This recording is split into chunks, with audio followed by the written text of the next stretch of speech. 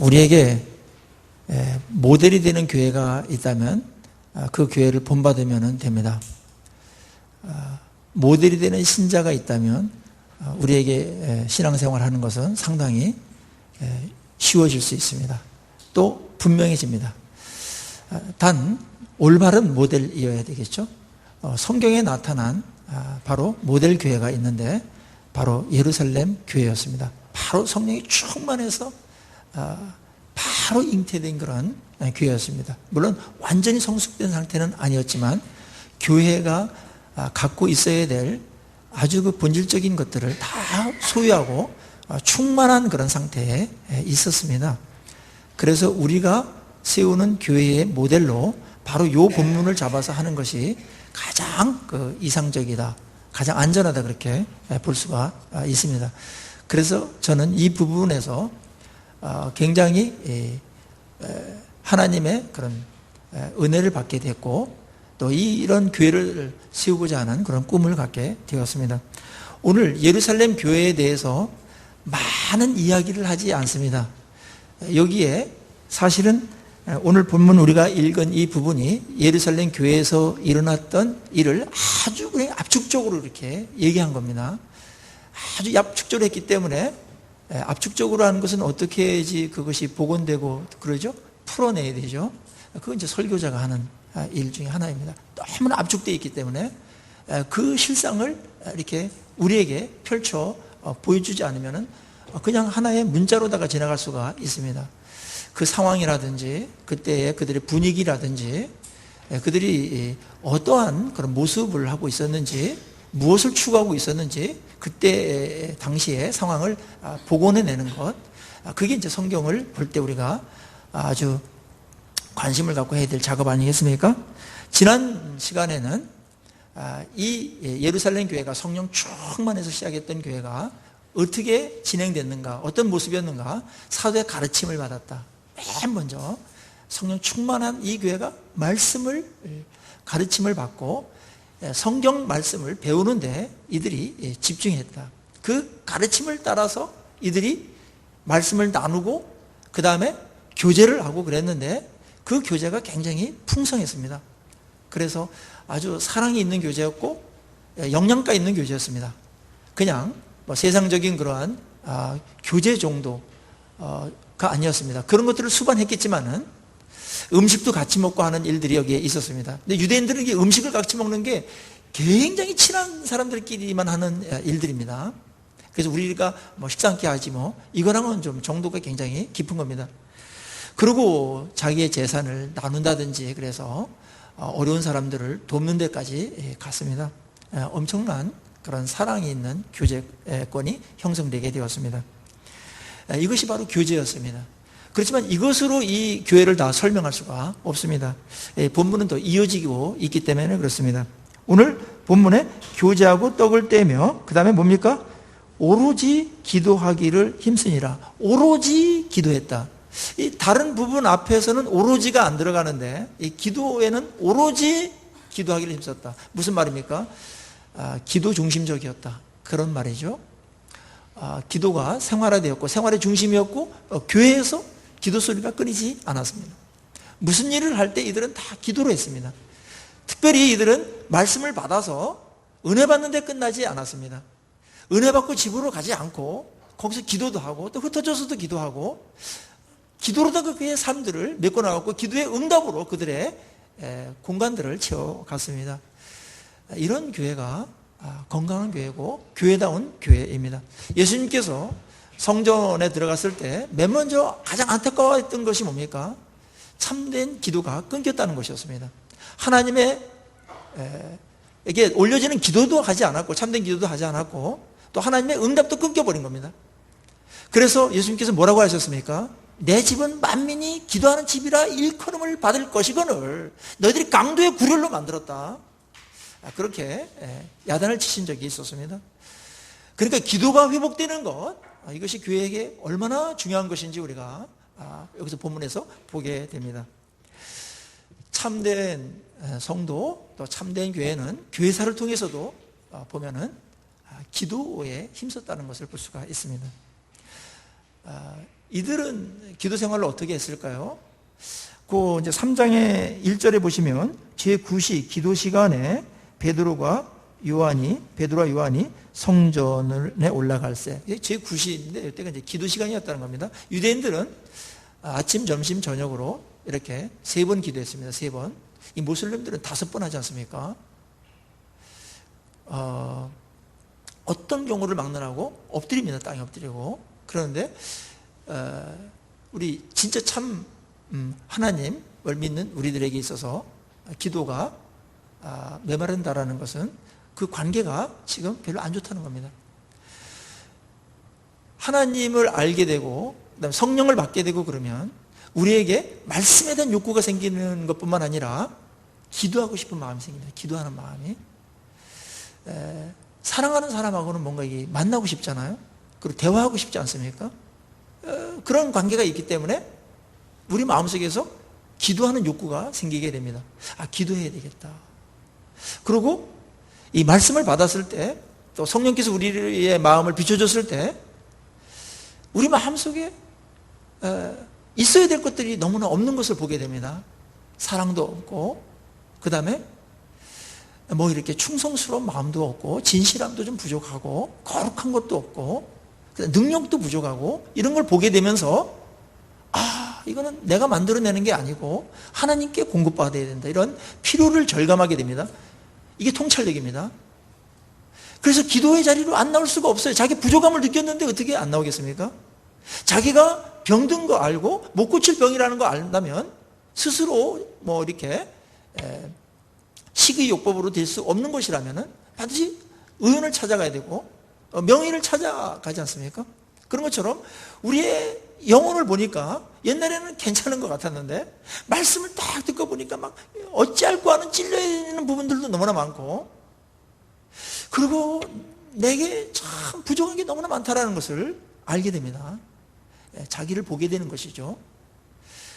예수를 믿으면서 말씀을 깨달아가면서 성령이 우리에게 충만해지면서 우리에게 참된 명철이 생기는데, 그게 뭐냐, 나 자신을 객관적으로 보게 된다는 겁니다. 예수 없을 때는 다 괜찮은 것 같습니다. 그리고 괜찮은 척하고 다 살아갑니다. 그런데 혼자 딱 있을 때, 그리고 어떤 문제가 딱 발생했을 때 얼마나 무기력합니까? 그리고 내 마음대로 내 마음도 조종할 수 없는, 그리고 내 마음속에도 여러 마음이 있어요. 어찌할 수 없는 내 마음을 합니다. 그리고 후딱 하면 틈만 있으면 나태해지려고 하고, 틈만 있으면 게을러지고, 그 다음에 죄질 생각이나 하고, 이런 것들이 막 스쳐 지나가는 것이 인간의 마음입니다. 그 욕심, 집착, 어떻게 내려놓을 수가 없습니다. 내려놔야 되는데 내려놓을 수 없습니다. 무능이죠. 이걸 발견하면서 하나님께 나가는 겁니다. 하나님, 저를 불쌍히 여겨 주십시오. 저에게는 이런 것들이 너무나 없습니다. 애통하면서 나가는 겁니다. 나에게 있어야 될 것이 없는 것을 인해서 애통해하는 것이고요. 없어야 될 것들이 또 너무나 많은 것들을 또 보게 되면서 애통하면서 주님께 나가는 겁니다. 엉뚱한 것들만 많이 있고 필요한 것들은 정말 없고, 이제 그렇게 되는 것이죠. 그게 이제 내 실상을 보면서 다 잘난 것 같았는데 하나님 딱 쓰니까 신부는 정비해졌는데 내가 이 정도밖에 안 되나, 그거를 느끼게 됩니다. 그게 겸손입니다. 그래서 기도는 누가 하냐면 겸손한 자가 하게 되어 있습니다. 자기 자신을 아는 사람이 하게 되어 있습니다. 안 나갈 수가 없습니다. 은혜가 없이는 그냥 존재할 수 있고 육체적인 삶을 살 수 있지만 영적인 거 어떤 것도 일어나지 않습니다. 육적으로 살아있기 때문에 영적으로도 괜찮다는 생각들을 많이 하게 되고, 또 영적으로는 잘 안 보이니까. 그런데 육적으로는 이렇게 살고 그러는데, 이성적으로도 살고 그러는데, 영적으로는 마치 식물인간처럼 그렇게 살아가는 사람들도 많이 있습니다. 구원은 받았지만은 병든 자도 있고 아주 약한 자들도 있고, 그래서 우리가 은혜가 없으면은 살아갈 수 없다라는 것들을 보게 되면서 오늘 필요한 은혜들을 또 구하는 겁니다. 오늘 받아야 될 축복을 또 구하러 나가는 겁니다. 그래서 매일매일 기도하는 겁니다. 그래서 이 기도하라는 그 명령 앞에 상당히 많은데, 기도하라는 명령들이 상당히 많은데, 그 앞에 그 부사가 하나 있어요. 수식어가 항상이라는 말이 항상 들어갑니다. 항상 기도하고 낙심치 말아야 될 것을 이러면서 하고, 이 기도에 대해서는 항상 하는 겁니다. 항상. 근데 우리가 항상이라는 것, 또 쉬지 말고 기도하라 이런 말 했을 때 정기적인 기도의 시간을 일단은 마련하는 게 좋습니다. 하루에 2번 정도만 하더라도 영적인 건강이 굉장히 좋아집니다. 아침에 한 번, 저녁에 한 번 이렇게 하시고, 점심때도 시간을 내셔가지고 한다면 유대인 그 기도법에 따라가지고 우리가 그 정도 수준으로 하면은 좋겠습니다. 물론 여러분들은 하루에 3번 하는 거 제가 다 알고 있습니다. 정확하게. 식사 기도 위주로다가 하는데, 시간이 좀 짧아서 그렇지 하는 거는 하는 건데, 그거는 엄밀히 말하면 기도의 축에 들어가지 않습니다. 오늘 이들의 기도는 그런 얕은 기도가 아니었습니다. 이들은 자신에 대해서, 그 다음에 또 교회에 대해서, 새로운 사람들이 막 몰려드니까 이런 교회에 대해서, 복음 전파에 대해서 기도했고, 또 민족을 위해서도 기도했습니다. 기도할 내용들이 의외로 많습니다. 하나님께서 주관하신다는 걸 알고 있고, 그 다음에 기도를 통해서 하나님께서 역사하신다는 걸 알기 때문에 우리는 다른 사람의 어떤 필요, 그걸 보면서 또 가만히 있을 수 없잖아요. 중보 기도할 사람들이 너무나 많습니다. 유라 지역을 놓고도 우리가 기도하고 있지 않습니까? 복음화 시켜달라고. 예수 믿게 해달라. 믿는 사람들이 날마다 더하게 하는. 그래서 이 유라 지역이 정말 복음화율이 10%, 20%, 30% 이렇게 올라갈 수 있도록 해달라고 우리 기도하고, 대구시를 위해서도 우리가 기도하지 않습니까? 팔공산이 변해서 시원산이 되도록 해달라고 기도해야 됩니다. 또 이 나라 이민족 얼마나 기도가 필요한지 우리 어제도 보지 않았습니까? 생각보다 위험합니다. 물론 경제적인 격차라든지 이런 것들이 게임이 되지 않을 정도로 하나님께서 우리에게 안전을 주셨지만, 그 안전을 믿고서 기도하지 않는 백성들이 속절없이 무너져 내렸던 것들을 우리가 보게 된다면, 오히려 그것은 우리에게서 축복으로 주어진 거지만 그것이 우리를 지킬 수 없다는 것 또한 인정을 해야 되는 겁니다. 어느덧 우리는 이제 군사적인 그런 부분에서 이제 압도하는 어떤 그런 부분들이 있어요. 그래서 어저께도 국민들이 그렇게 큰 동요는 하지 않았던 것 같습니다. 근데 해외에 있는 선교사님께서 저한테 카톡을 보내가지고 조국을 위해서 제가 기도하고 있습니다. 그래서 기도해 주십시오. 조국을 위해서. 그런 이제 메시지도 이제 받고 그랬습니다.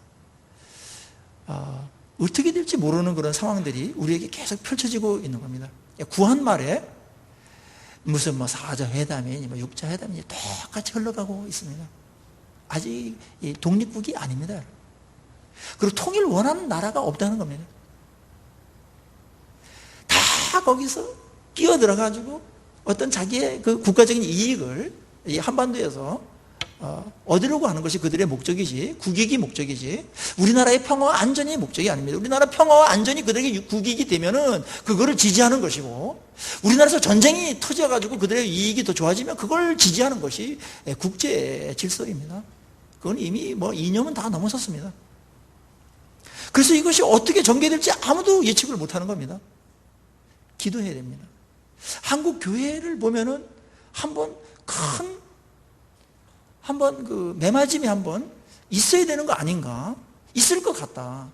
계속해서 하나님께서 계속 사인을 보내주는 것들이 있지 않습니까?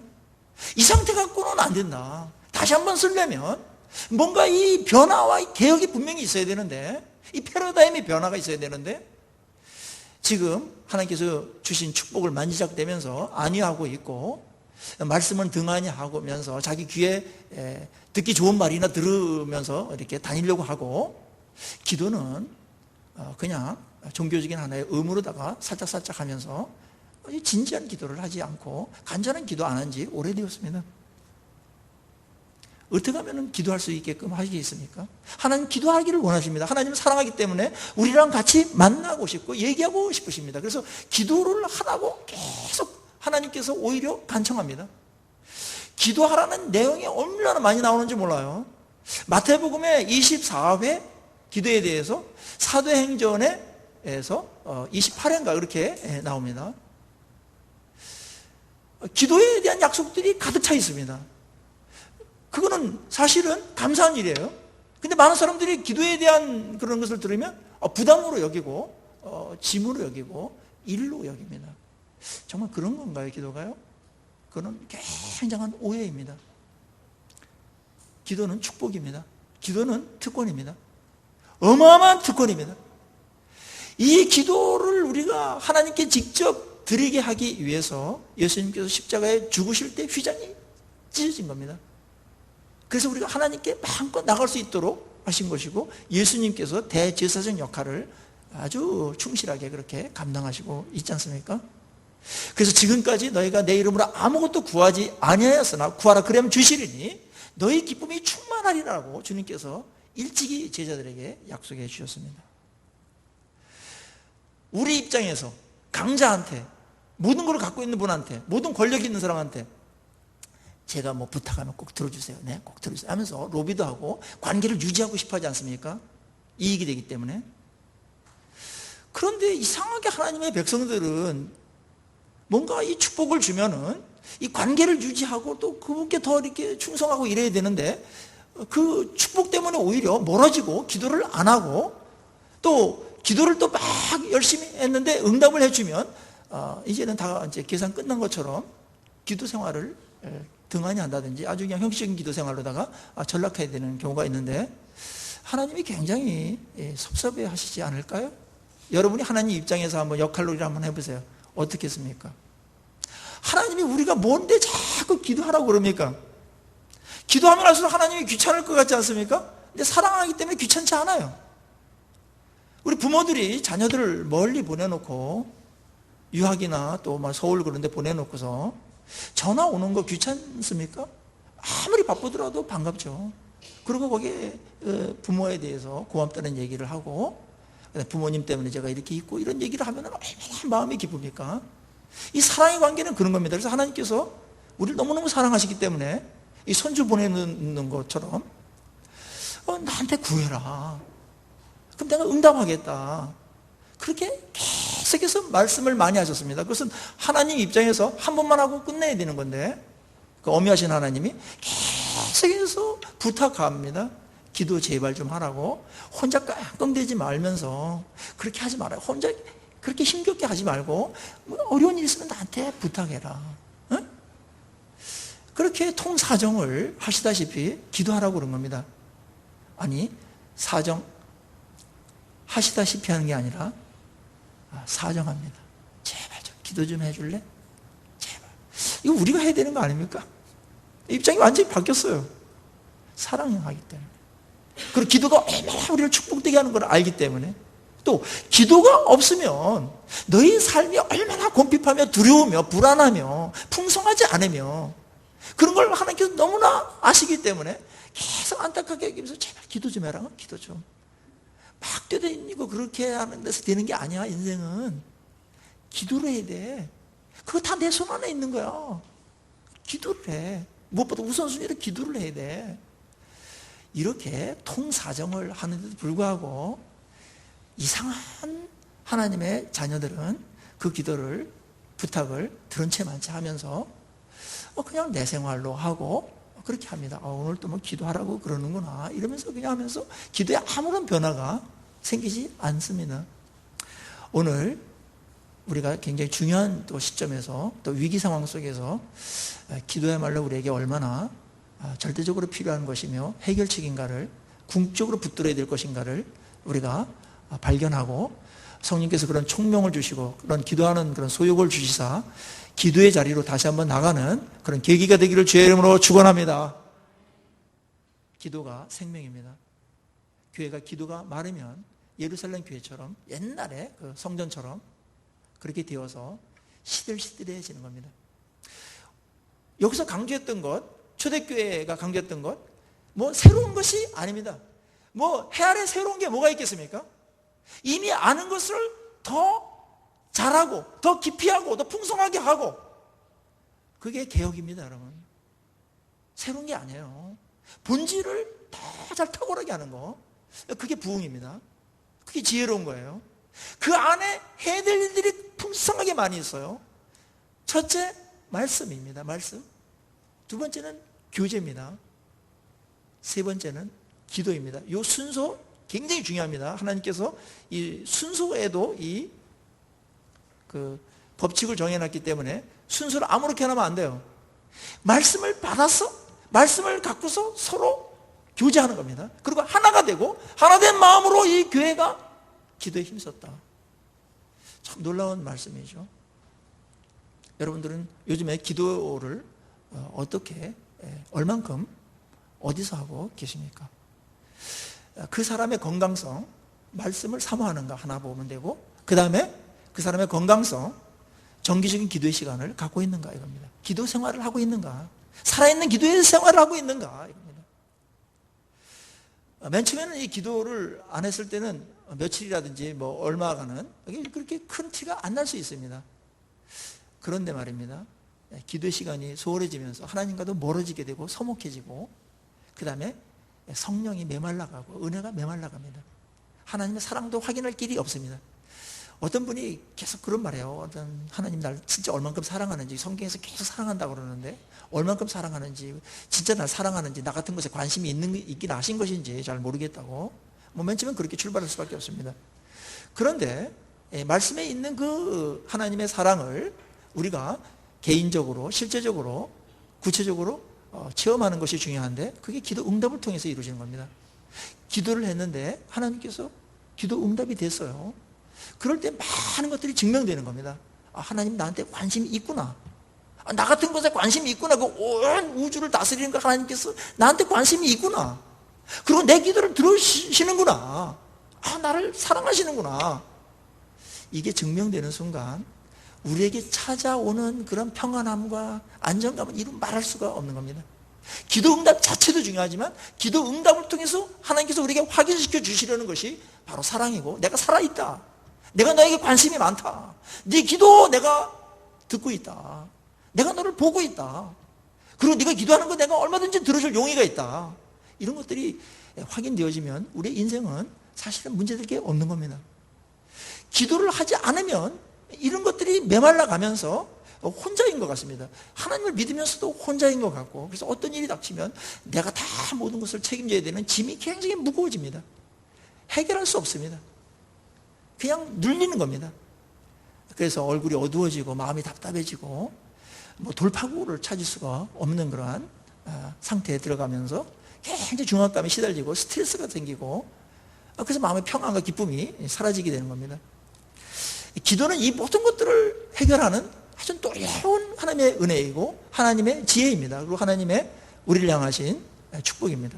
그래서 너희는 아무것도 염려하지 말고 오직 기도와 간구로 너희 구할 것을 감사함으로 하나님께 아뢰라고 그랬습니다. 그러면 모든 지각에 뛰어난 하나님의 평강이 너희 마음과 생각을 지키신다고 그랬습니다. 이런 약속을 받은 우리인데, 와 그렇습니까? 하면서 막 기도해야지 이래야 되는데, 그 말씀이 그게 있는 건지 없는 건지 이러면서 별로 그렇게 관심이 없을 때가 있습니다. 하나님께서 말입니다, 만왕의 왕께서, 인생의 생사화복과 미래를 다 주관하신 하나님께서 우리 보고 기도하라고 부탁을 누누이 했습니다. 그리고 들어준다고 그랬어요. 이것은 언약의 특약입니다. 특약. 이거는 굉장히 우리에게 아주 관심이 집중되어야 될 부분이고, 그런 발표가 났을 때 막 감사하면서 막 그대로 가야 되는데, 많은 사람들이 무뎌져 가지고 이게 이제 종교적인 하나의 의무나 짐으로다 그렇게 여기는 분들이 많이 있는데, 하나님과 관계가 지금 좋지 않은 증거입니다. 아니면 신학적인 문제가 있든지, 율법적으로 하면은 그게 짐이에요. 기도는 쉽지 않습니다. 하는 건 쉽지 않아요. 또 아무나 하지도 못해요. 그렇지만 기도가 중요하고, 또 기도를 했을 때 나타나는 그런 유익은 이루 말할 수가 없다는 것, 기도하는 분들은 다 너나 없이 경험하는 겁니다. TV에 뉴스에 나오지 않더라도 그런 신비스러운 일들, 신령한 일들은 언제나 우리에게 풍성이 있는 겁니다. 김관진 안보실장이 어떠한 회담을 하고 어떤 그 성명을 발표할 건가, 어저께 막 기자들하고 막 1시까지 다 기다리고 막 이러지 않았습니까? 국민들도 많이 기다리고, 저도 그냥 계속 이렇게 스마트폰을 피면서 무슨 어떻게 이게 결말이 날지 봤는데요. 그 발표도 우리의 어떤 미래가 달려있기 때문에, 이 현 시국이 달려있기 때문에 굉장히 중요하겠죠. 그런데 그걸 이상으로 더 중요한 게 있어요. 하나님께서 우리에게 약속하신 거예요. 그거는 더 크고 더 본질적이고 더 중요한 것들입니다. 우리 그거 사모하고 그것에 따라서 우리 반응해야 돼요. 만약에 이 기도에 대해서 아직도 5년, 10년, 20년 이렇게 믿으시는데 정기적인 기도 시간을 갖고 있지 않다. 그리고 나는 정상적인 기도 생활을 안 하면서도 정상적이고 건강한 신앙인 생활을 하고 있다. 그런 분은 없습니다. 그런 분이 있다면 그분은 사람이 아닙니다. 천사입니다. 천사. 천사들도 기도하죠. 천사들도. 이거는 불가능한 겁니다. 그것이 불가능하기 때문에 계속 기도하라고 하는 거예요. 성경에서 많은 명령들이 있는데 가장 많이 한 명령이 횟수가 많은 게 기도입니다. 그렇다면 이거는 우리는 아주 무겁게 받아들이고 또 아주 감사하면서 받아들이고 맞다, 이게 이렇게 중요한가 그래서 기도를 해야 되는데 기도하기 전까지는 이게 얼마나 중요하고 얼마나 복된지를 모르기 때문에 일단 기도하시면서 가는 게 중요합니다. 자, 건강한 교회 원하십니까? 건강한 신앙인이 되기를 원하십니까? 기도하셔야 됩니다. 그거 빼놓으면 오래가지 못합니다. 병약해질 수밖에 없습니다. 우리의 신앙이 시들시들한 것은 말씀의 은혜가 없을 때, 그 다음에 기도가 너무나 피상적으로 이루어질 때 그런 일들이 벌어지는 겁니다. 기도하면서 우리는 하나님의 은혜도 많이 받고 그러고 내가 또 변합니다. 이제 그래서 하나님께 기도할 때 이들의 기도를 가만히 뒤에 보면은 4장에 이제 초대교회 기도의 예문들이 나와요. 그러면은 하나님을 영화롭게 하는 그런 찬양이 막 터져 나옵니다. 그렇게 했죠. 그 다음에 감사하는 기도가 나와요. 그 다음에 간구가 나옵니다. 이제 이렇게 기도하면 좋겠어요. 뭐 하나 곁들인다면 회개 기도를 넣고 이렇게 하면 좋겠습니다. 맨 처음에 하나님 찬양, 영광 돌리는 거, 감사, 그 다음에 회개하는 거, 그 다음에 간구하는 거. 이 4가지. 그러면 기도가 할 게 많아요. 그리고 다른 사람들을 위해서 많이 간구할 게 많습니다. 특별히 하루를 지내면서 하나님께서 모든 거 다 대줬는데 아무런 말도 않고 그냥 잠만 이렇게 그냥 잔자리에 든다든지 그런 것도 이상하지 않습니까? 감사해야 됩니다. 오늘 하루 생명이 연장된 거, 먹을 양식을 준 거, 주거지를 준 거, 아늑한, 그거 다 감사할 제목이거든요. 그냥 당연하게 여기지 마세요. 하나님께 주신 것을 당연하게 여기는 순간부터 우리는 불효자가 됩니다. 부모들이 주는 것을 자녀들이 당연한 것으로 여기기 시작할 때부터 불효자가 되는 겁니다. 그거는 아주 어려운 관계가 되는 겁니다. 작은 것 하나라도 감사하고 그럴 때 관계가 좋아지고 풍성해지지 않습니까? 그래서 오프라 윈프리 같은 경우는 하루에 매일 저녁 때 5가지를 감사했다고 그러잖아요. 5가지. 그냥 간단한 거. 오늘 뭐 커피 마시게 해준 거 감사하다. 뭐 이런 것들을 해가지고 감사한 게 많이 있어요. 한번 여러분 마음속에 결단하시고 저녁 때 말입니다. 저녁 때 하루를 지나면서 5가지 정도 감사하면서 기도를 드리고 잤으면 좋겠어요. 그러면 잠도 굉장히 좋고 내가 정말 행복하구나. 그걸 다시 한번 확인하게 되고 잠자리도 편하게 되고 가위도 안 늘리고 악몽도 안 꾸게 될 겁니다. 그리고 그 감사의 제목을, 기도의 제목을 우리 자녀들과 가족들하고 같이 나눠보십시오. 얼마나 행복한 가정이 되는지 모릅니다. 이건 하나님과 이제 기도에서 어우러지는 보너스들입니다.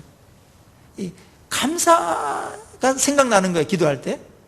그래서 막 근심과 염려로 다 막 했던 사람이 기도할 때 감사함으로 하나님께 아뢰라, 그 말은 감사할 거리가 생기는 그 염려 중에도, 그 근심 중에도 감사가 할 게 이렇게 많았네, 그게 하나님을 보면서 생각나는 거예요. 그러면서 우리 마음속에 평강이 깃들게 되는 겁니다. 우리 인간은 약해서 한 가지 걱정거리만 있더라도 모든 100가지 1000가지 감사할 거 다 사장시키고 오직 근심거리 하나에 집중해가지고 그것이 다인 것처럼 그렇게 가는 그런 성향성이 있기 때문에 하나님하고 이렇게 대화하지 않는 한 뭘 객관적으로 보지도 못하고, 그 다음에 우리에게 누릴 게 얼마나 많으며 축복받은 게 얼마나 많은가를 확인조차 못하면서 근심으로 계속해서 우리의 아까운 인생들을 채워가고 근심 인생이 되는 겁니다. 근심 인생. 근심할 때 기도하라는 사인입니다. 하나님은 우리와 대화하기를 원하십니다. 우리 부모님들이 자녀들하고 대화하기 원하는데 요즘에 자녀들이 대화를 잘 안 해준대요. 물론 부모님들이 뭐 막 훈계만 하려고 그러니까 그 안 들으려고 자기 방에 다 들어가가지고 나오지 않을 수도 있습니다. 그런데 이 좋은 관계는 이 대화하는 겁니다. 서로 감사할 것. 난 네가 이렇게 건강하게 커준 것만으로 난 너무너무 고맙고 감사하다. 네가 있는 것만으로 나는 감사하다. 그런 아주 기본적인 것들, 당연한 게 아니에요. 그거는 당연한 게 아닙니다. 병원에 가보세요. 장례식장 가보세요. 오늘도 많은 사람, 사랑하는 사람들을 이별하면서 통곡하고 하는 사람들이 얼마나 많은데 옆에 자녀가 있는 겁니다. 배우자가 있는 겁니다. 사랑하는 그런 형제 자매들이 있는 겁니다. 그것 자체가 얼마나 귀한지를 우리는 놓쳐버립니다. 그건 핵심인데도 말입니다. 그것만으로도 감사한 겁니다. 그럴 때 굉장히 관계가 좋아져요. 제가 이제 동창회 갔을 때 한 30년 만에 만나가지고 할 때 이제 우리 이용세 동창이 목사가 됐으니까 한 말씀 듣자 이래가지고 제가 이제 한마디 하는 그런 기회를 주더라고요, 동창들이. 그래서 나는 친구들이 50 후반이 되도록 이렇게 생존해서 있는 것 너무나 감사하다고, 또 볼 수 있어서 고맙다고. 몇몇 친구는 벌써 갔지만 여러분들이 있어서 너무나 감사하고 그랬더니 이 사람들이 굉장히 위로를 받더라고요. 그 제가 이제 기도를 막 하고 이제 기도해 주니까 너무너무 좋아했습니다. 그래서 후딱 하면은 이제 이 친구들하고 이제 친구들이 만나고 싶어 해서 다음 주 토요일 날 대구를 온다고 그래가지고 또 제가 준비를 해야 되는데 감사하는 겁니다. 감사하는 겁니다. 제가 테니스 칠 때도 그 4명이 딱 돼야 돼요. 그 다음에 실력이 좀 비슷한 사람끼리 돼야 돼요. 그래야 재미있어요. 그래서 거기 있는 사람들한테 우리 같이 이렇게 4명 이렇게 맞춰서 하는 거 이거 고마운 거다. 3명만 있더라도 이거 게임도 성립도 안 되고 그냥 이렇게 재미도 없게 칠 텐데 이런 사람이 이렇게 있는 게 얼마나 놀아주는 게 얼마나 있다는 사람들이 얼마나 이게 감사한 거냐. 우리 감사하면서 지내자. 그러니까 다 맞다는 거예요. 그렇게 해서 분위기를 만들어가는 겁니다. 이게 다 하나님 안에서 우리에게 주어지는 것들입니다. 이번에 어제 저는 그런 생각을 했습니다. 이 나라가 광복 70년을 맞이해서 광복 주신 것도 감사하지만 6.25가 일어난 이후에 이 평화가 유지되기가 굉장히 어려웠습니다. 위기가 그냥 절체절명의 위기들이 참 많았습니다. 뭐 경제적으로 그랬지만은 이 전쟁이 일어날 뻔한 일이 참 많았습니다. 근데 전면전이 일어나지 않고 평화가 지켜진다라는 것 얼마나 감사한 일인지 모르겠더라고요. 당연한 거 아닙니다. 당연한 거로 여기면 안 됩니다. 감사한 겁니다. 하나님께서 지켜주고 있는 겁니다. 다시 한번 기회를 주는 겁니다. 너희들 교회가 한번 다시 한번 말씀으로 돌아오고 참된 회개가 일어나고 교회다운 교회를 좀 세워서 하나님 나라의 복된 그런 나라가 되라. 그리고 너희들 이제 기도 안 하는데, 내가 축복한 것 때문에 기도 안 하는데 기도해야 된다. 그래서 기도하도록 자극하시는 거 아닙니까? 우리가 주변에 벌어지는 일들이 하나님의 허락한 것 말고는 벌어지지 않습니다. 우리는 그것이 하나님의 주권을 인정하는 하나님의 백성들의 세상에 대한 해석들입니다. 이 성령은 그런 것들을 해석해서 하나님의 메시지를 발견하게 합니다. 기도할 때입니다. 우리 다음 세대에 위해서 기도해야 됩니다. 이 부흥의 이 끝자락에서 우리 세대로 다 끝날 수 있습니다. 이 중고등부, 그 다음에 유초등부, 청년부, 극격히 한국교회 줄어들고 있습니다. 통계적으로. 이거 기도 안 하고 어떻게 하겠습니까? 어떻게 보면 한 집안이 지금 기울어지고 있는데 이 가장되는 분들이 가만히 이렇게 지켜보고 있다는 것은 너무너무 보는 무책임한 겁니다. 그게 이제 10년, 20년 남았다고 안 될 일이 아닙니다. 계속해서 상황이 좋아지지는 않고 있지 않습니까? 기도해야 됩니다. 철원에 가면은 그 대한수도원이라는 데가 있습니다. 1945년에 그 기도원을 졌습니다.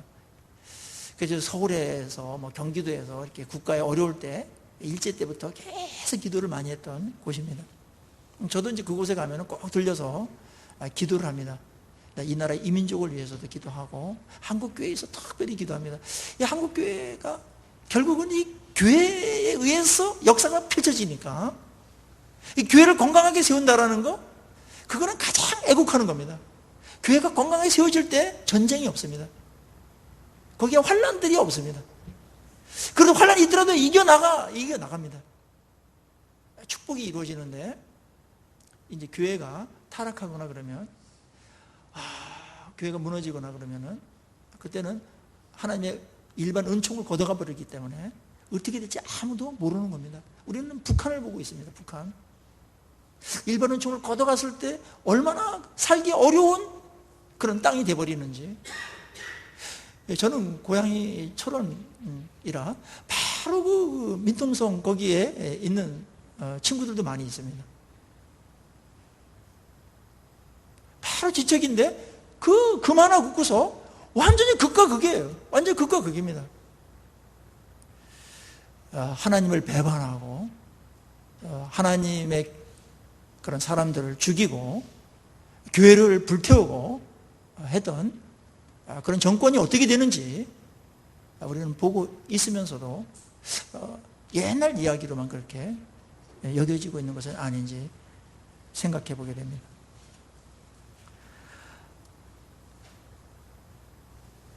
우리가 기도 안 하는 것이 얼마나 위험한 자리에 있다는 것을 꼭 기억하십시오. 하나님은 우리랑 관계를 맺고 싶고 옆에 두고 싶고 가까이 하고 싶어요. 기도하는 것은 하나님께 가까이 가는 겁니다. 하나님 임재 속에 들어가는 겁니다. 그게 신앙입니다. 그런데 어떤 사람이, 믿는 자가 기도하지 않을 때 하나님께서 기도하게 하는 방법이 있어요. 기도의 자리로 와가지고 무릎 꿇게 하는 방법이 있습니다. 그게 뭐겠습니까? 대부분 그것은 아픈 겁니다. 절박한 겁니다. 위기입니다. 그게 없으면 사람은 안 움직입니다. 그냥 기도 없이도 뭐 이때까지 살았는데 아마 버틸 때까지 버티자. 그래가지고는 기도 안 할 테니까 버티지 못하게끔 만드는 겁니다. 그게 뭐겠습니까? 그건 생각하기도 싫습니다. 기도는 축복임에도 불구하고 또 엄청난 약속임에도 불구하고 신앙의 본질임에도 불구하고 한국교회는 지금 기도의 사람들이 줄어가고 있습니다. 현격하게 줄어가고 있습니다. 옛날에 보면은 금요 기도회 때면 꽉꽉 차가지고 진짜 철야 기도를 했으면 철야 기도를 했습니다. 요즘은 철야 기도 안 하고 이제 심야 기도 이렇게 해가지고 초저녁 기도 이렇게 변했습니다. 새벽 기도, 옛날에 새벽 기도 정말 많이 했습니다. 이제 살만하니까 그냥 다들 엎어져 잡니다. 물론 모든 사람이 다 이렇게 한다는 것은 어쩌면 어려운 일이고 우리의 지나친 기대일 수도 있어요. 그렇지만 교회가 기도하는 분위기는 돼야 됩니다. 기도로 해야 된다. 기도해야 된다. 그래서 기도 소리가 여기서도 들리고 저기서도 들리고 끊이지 않아야 됩니다. 수시로 와가지고 기도하는 사람들이 있어야 됩니다. 우리가 지난번에 릴레이 금식 기도를 했는데 기도하기 전과 기도하는 후를 제가 한번 이렇게 살펴봤어요. 기도하기 전하고 기도한 후하고 이 되어지는 일들이 너무나 달랐습니다. 똑같은 일을 하는데도 굉장히 아름다웠습니다. 그리고 하나님의 그런 말씀과 영광이 이렇게 막 드러나면서 그 일들을 하게 되었습니다. 우리 안에 성령의 욕구들로 많이 채워져 있었습니다. 그리고 우리를 변화시키고 그리고 거룩한 꿈을 품게 하였습니다. 이 꿈을 품는다는 거, 함께 품는다는 거, 우리 건강을 교회를 세워서 이웃을 복되게 하고 하나님께 영화롭게 한다. 이 공동체의 꿈을 같이 꾼다라는 거, 이거는 굉장히 어려운 일입니다. 저는 그래서 이것을 성도님들이 어떻게 받아들일까? 그 누가 했어요? 뭐 이렇게 한다든지 나는 합의한 적이 없는데 뭐 이렇게 말한다면은 참 어려운 일인데 모두가 다 맞다 우리 교회가 꼭 교회를 세우고 그 다음에 다른 이웃에게 복이 되고 하나님이 이렇게 하는 그런 꿈을 함께 꾸고 가자. 그 모든 사람들이 마음에 그걸 받아들이고 그렇게 했습니다. 성령께서 그런 거룩한 마음을 주시고 한 마음을 주신 줄로 믿습니다. 이 기도의 힘입니다. 이게 성령께서 일하시는 겁니다. 하나님은 니네들 아무리 노력해봤자 그거는 삽으로 일하는 거다. 기도하고 그래서 성령께서 일하시는 것은 이게 포크레인으로 일하는 거기 때문에 능력 면에서 효율적인 면에서도 기도로 하기를 원하시고 어떤 일을 이룬 다음에도 기도를 해서 이뤘는가 아니면은 그냥 인간의 열정적인 그런 것에 의해서 의무감과 책임감만 갖고 했는가? 그것은 어떤 일을 이룬 다음에 또 다른 과정이 진행될 때 상당히 다릅니다. 기도를 했을 때 하나님이 하셨다. 하나님이 영광 높이고 우리를 쓰셨구나. 너무나 감사하고 그렇게 나가고, 그래서 인간의 어떤 열심으로 그냥 때우는 식으로 해버리면 내가 이렇게 했는데서 막 이렇게 섭섭한 마음도 들고, 그 다음에 뭡니까? 이 공로사상도 생기고, 그래서 누군 했고 누군 안 했고 이런 이제 세상적인 것들이 돼서 공동체가 엉망진창이 되어버리는 겁니다. 이 기도는 우리에게 놀라운 은혜들을 주면서 일이 되게 하면서 끝까지 복되게 합니다. 그리고 기도하는 중에 그 축복을 받을 준비를 하게 합니다. 그 축복을 받은 다음에도 기도하게 만드시고, 축복을 받은 다음에 그것이 계속 복되게 합니다. 그러기 위해서 우리에게 독이 빠져나가야 되는데, 그것이 기도하면서 독이 빠지는 겁니다.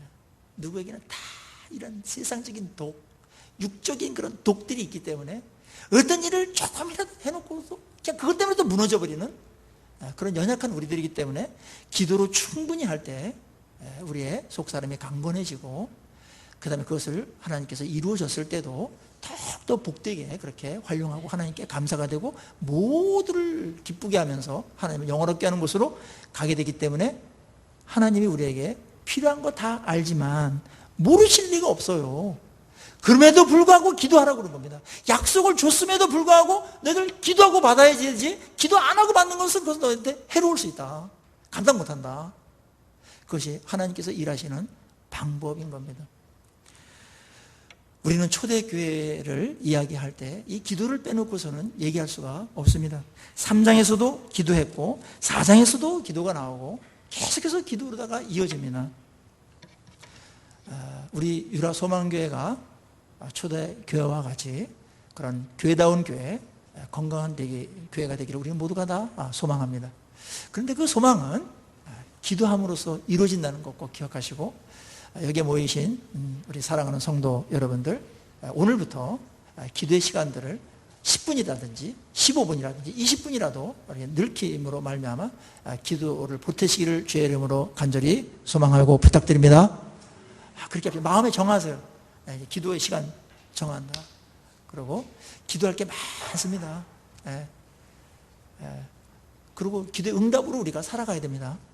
기도 응답을 서로 나누고 이 간증들이 막 일어나고 그래야 됩니다. 여기 보니까 기도한 후에 이랬어요. 43절 보세요. 사람마다 두려워하는데 사도들로 말미암아 기사와 표적이 많이 나타났다. 기도의 결과들이죠. 이 기도의 응답들이 이루어지는 겁니다. 그래서 기사와 표적들이 많이 나타나는데, 사도행전에는 많이 나타난 거, 대표적으로 안진뱅이 일어난 거라든지 옥문 열리고 이 정도만 기록을 해놨어요. 근데 여러 가지 기사 표적들이 많이 나타났다는 겁니다. 물론 이것은 개인용으로 그렇게 한 것은 아니고 이제 공동체적으로 복음이 전폐해지고 하는 목적, 또 말씀으로 그렇게 능력 있게 나타나는 그런 것들을 하시기 위해서 기사 표적들을 많이 허락하셨는데, 기도할 때 이런 것들이 일어납니다. 기도 이외에는 이런 이유가 나오지 않는다. 그 말을 우리는 기억해야 됩니다. 사람들이 변하는 것 기도가 아니고 내가 변할 수 없습니다. 우리 자녀들 내가 변화시키려고 하지 마세요. 도망가집니다. 물론 교훈해야 됩니다. 그렇지만 기도하면서 해야 됩니다. 기도 충분히 하면서. 그러면 그 자녀 그 기도 하나님께서 언제든지 그 기도를 들으시고 반드시 그 자녀에게 그 기도 응답해 주실 줄로 믿습니다. 기도받는 아이들 절대로 망하지 않습니다. 훌륭하게 됩니다. 기도의 능력이라는 거 대단한 겁니다. 하나님 약속입니다. 얼마나 귀하게 여기는지 봅니다. 그래서 요한계시록은 기도할 때 성도의 기도를 어떻게 했습니까? 천사들이 내려와가지고 금대접을 받아서 하나님의 보좌 앞으로 그거를 올립니다. 기도는 땅에 떨어지지 않습니다. 꼭 기억하십시오. 기도할 때 막 이렇게 사랑이 생기는 겁니다. 그래서 사랑이 생겨서 어느 정도까지면 자기 재산 다 아까운데 그걸 막 나눠주고 하는 그런 기적, 이게 기적이지 이게 뭡니까? 그런 일이 벌어졌고, 이 공동체가 아주 아름답게 하나가 되어지고 이러는 것들, 그 기적이고 표적입니다. 말씀을 갖고서 다 이렇게 사모하면서 그 말씀에서 변화되어 가는 거, 다 생각이 다르고, 그 다음에 가치관이 다르고, 그 다음에 문제가 다르고, 상황이 다 다른데, 그 말씀에 그 은혜로 말미암아 딱 하나 되어서 공동체가 세워져 간다는 것, 기적이 아니고 뭐겠습니까? 이때 하루에 3,000명씩 막 밀어닥치는데 이들이 다 하나가 되어서 한 공동체가 되어서 그렇게 살아가는 것, 이거는 기적이 아니고 이런 일이 벌어질 수가 없는 겁니다. 이 이외에도 뭐 이제 병이 낫는 일이라든지 고침을 받는 일들, 이런 것들을 하나님께서 하셨다고 저는 봅니다. 그런 것들은 기도가 이루어질 때 생기는 것들입니다. 사도행전에 기도를 통해서 교회에서 어떤 일이 이루어졌는가? 세상에서 이루어지지 않는 일들이 이루어졌다. 그게 교회입니다. 세상에서 하는 것처럼 비스무리하게 가는 것은 교회가 약한 겁니다. 그건 건강한 게 아닙니다. 교회 특성이 없잖아요. 교회는 세상에서 할 수 없는 상식 이상의 어떤 것들이 일어나는 겁니다. 그게 어떤 물리적인 것으로 그렇게 나타날 때도 있고, 사람의 변화가 그렇게 일어날 때가 있고, 근데 가치관의 변화가 일어난다든지, 성품이 아주 그냥 그렇게 평생 50년, 60년도 안 변하던 그 성품이 변한다든지, 기적이죠. 엄청난 기적입니다. 그래서 많은 사람들이 그 교회만 가면 사람 변한다. 그러면 사람들이 막 몰려오는 겁니다. 이런 교회가 정말 능력 있는 교회고 살아있는 교회입니다. 그것은 성령 충만해서 이들이 기도할 때 이루어졌다는 겁니다. 얼마나 놀랍습니까? 그러므로 인해서 이들이 어떻게 했습니까? 어떻게 됐습니까? 47절 한번 같이 한번 읽어보겠습니다. 시작. 하나님을 찬미하며 또 온 백성에게 칭송을 받으니 주께서 구원받는 사람을 날마다 더하게 하시니라. 당연한 결론입니다. 말씀 순종하고 교제가 아름답고, 그리고 기도에 힘써서 나도 변하고 다른 사람도 변하고 치유받는 이런 일들이 벌어졌을 때 많은 사람들이 칭송했다. 칭찬받는 일들은 인격이 변하지 않으면 절대로 칭찬받지 못합니다. 종교적인 열심만 갖고는 칭찬받지 못합니다. 성품이 변할 때, 삶이 변할 때 칭찬이 오는 거기 때문에 그런 열매들이 있었어요. 관계에 변화들이 있었어요. 그래서 믿지 않는 자들도 저 사람들 달라, 뭔가 우리랑 달라, 이래서 막 칭송을 받았다는 겁니다. 교회가 칭송받을 정도 되면 부흥은 이루어지는 겁니다. 오늘날 한국교회가 회복해야 될 게 바로 이 칭송이죠. 교회 이미지가 좋아지는 겁니다. 그거는 실제적으로 우리가 변해야 되고요. 세상 사람보다 도덕적인 수준이나 어떤 인격이나 이런 데서 높아질수록 칭송받기 쉽죠. 여러분들 믿지 않는 모임에 가가지고 칭찬받으셔야 됩니다. 그래야만 복음이 전해지고 하나님의 영광을 받습니다. 그거는 내가 양보하는 것이고 지혜롭게 하는 것이고, 그 사람들을 정말 위해서 그렇게 복이 될 때 다 칭찬해 줍니다. 자기한테 이익이 되면 다 칭찬해 줍니다. 그건 내가 손해보는 것, 그걸 전제로 하는 겁니다. 그리고 내 인격이 옛날하고 다르게 변해야 됩니다. 마음도 넓고 너그럽고 배려하고 친절하고 그렇게 하는 겁니다. 그때 칭송이 일어났고, 저는 이 부분이 참 부러워요. 우리 교회는 어떤가? 우리 교인들의 삶은 어떤가? 그래서 이 칭찬받는 거를 초대교회는 굉장히 중요한 거로 여겼어요.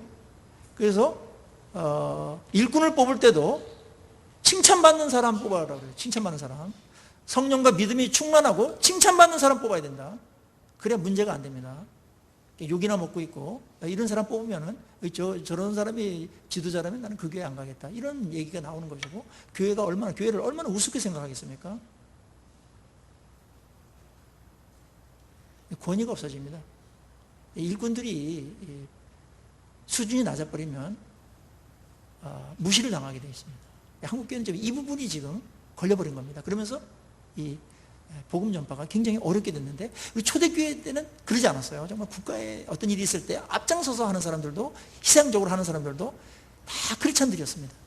그러니까 그때는 길거리 다니면서 불신, 지옥, 예수 천당 이렇게 아마도 쫙 자석처럼 있잖아요. 그 자석 끌고 다니면 거기 그 철들이 이렇게 딸려오듯이 그렇게 됐던 겁니다. 이런 이제 칭찬 듣는 요 분위기가 됐을 때는 그런 것이 가능합니다. 요즘은 이제 이런 것들이 많이 없어지면서 힘들어진 것이죠. 그래서 교회에서가 이미지를 관리하는 것은 굉장히 중요합니다. 교회 이미지 관리하는 거. 요즘에 이제 그 회사들이나 이런 데 다 이미지 관리하는데 얼마나 애를 많이 쓰는지 몰라요. 이미지가 실추하면은 그 회사 상품이 안 팔려갑니다. 이 교회도 이런 부분에 있어서 사람들에게 칭찬을 받아야 되는데 속여서 하는 게 아니라 진짜 우리가 변해서 그들에게 복이 되고